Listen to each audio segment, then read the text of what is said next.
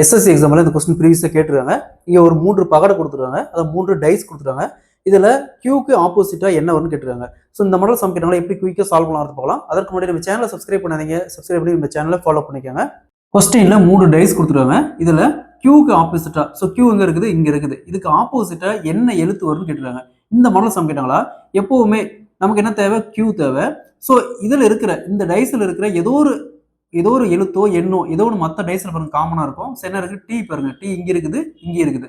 So அப்போ டீல இருந்து அப்படியே கிளாக் வைஸ் எழுதணும். சரி ஃபர்ஸ்ட் இந்த டைஸ் எடுத்துக்காங்க. இங்கே என்ன இருக்குது, டி, அடுத்தது எஸ், அடுத்தது கியூ.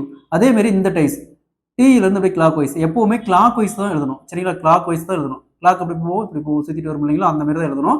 ஸோ ஃபர்ஸ்ட் இங்கே இருக்குது டி, அடுத்தது ஆறு, அடுத்தது யூ. ஸோ என்ன கேட்டுருக்காங்க, கியூக்கு ஆப்போசிட்டா. ஸோ கியூக்கு ஆப்போசிட் என்ன இருக்குது, யூ. யூக்கு ஆப்போசிட் கேட்டாங்களா கியூ.